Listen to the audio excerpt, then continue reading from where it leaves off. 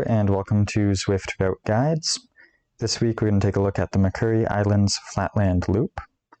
This will be used for week 3 of the fall 2021 ZRL for a points race.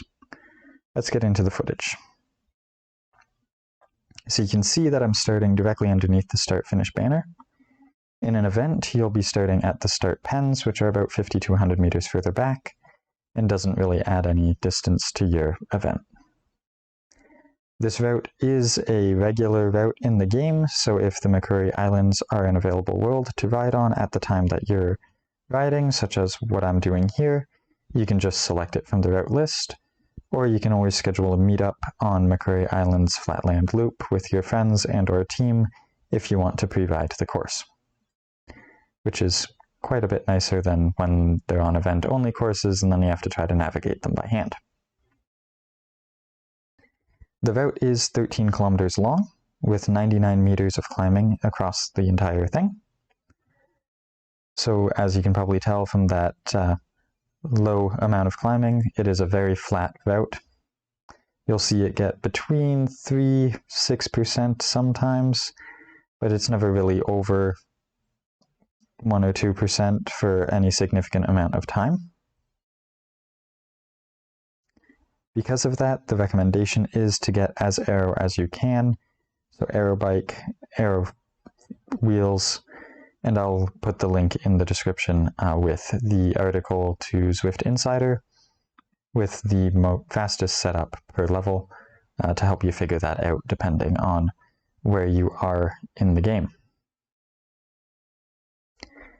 Now the A's and the B's will do 3 laps of this course, whereas the C and D riders will all do 2 laps. And you can see here we're approaching the country sprint. It's going to be 130 meters in length. Make a right-hand turn here, and then it's just as the road starts to curve to the left. And you see that banner. And it's about 7 to 11 seconds, probably faster if you're more of a sprinter than myself. Possibly slower, really depends on where you've fallen. But 7 to 12 seconds is where I expect most of the racers to see those top 10s going to, depending on your division. Now, after the country sprint is the steepest section of the course. You'll see there that it hits 6%. It stays above 3 to 6% for a couple hundred meters, but that is the longest amount of time that it'll be climbing on this course, and will make a good place for counterattacks to go right after that first sprint, because people that have gone too deep on that sprint might not be able to hold on quite as well. The sprints do come almost exactly halfway across the map from each other, so 5.5 kilometers and 6.5 kilometers from each other, with the start-finish banner being just 2 kilometers after the second sprint through the village. So you will have plenty of time to sit in and get some recovery in between the 2 sprints.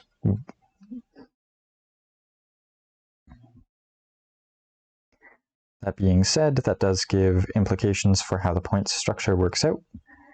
Because the fastest time segment is only available to the top 10 fastest times overall over the course of the race, that is 20 points to first place at each of the 2 sprint points, so 40 points are available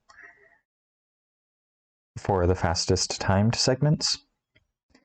Since first across the line is available every time you go through those sprint points, with 10 points being available to first each time through, for the A's and B's, that gives 60 points available for first across the line, and 40 points are available for the B's and for the C's and the D's for the first across the line. So for C's and D's, it is exactly evenly split on the segment points, whereas for the A's and the B's, it is more heavily weighted to the first across the line.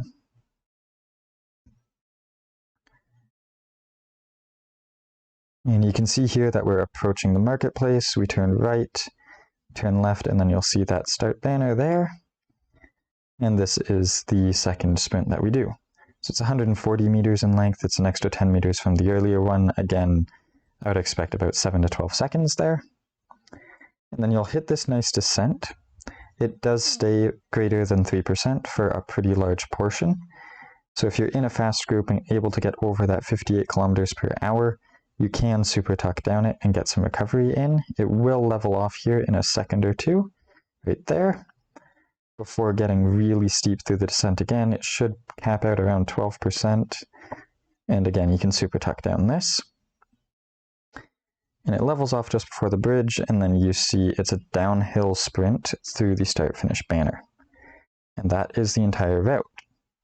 Because it's a downhill sprint through the start-finish banner, I would expect it to be a very fast finishing sprint. So try to get some recovery after that village sprint at the top of the hill and be ready for the finish. I hope you found this helpful. If you did, give it a thumbs up. Have a wonderful weekend and good luck in the ZRL.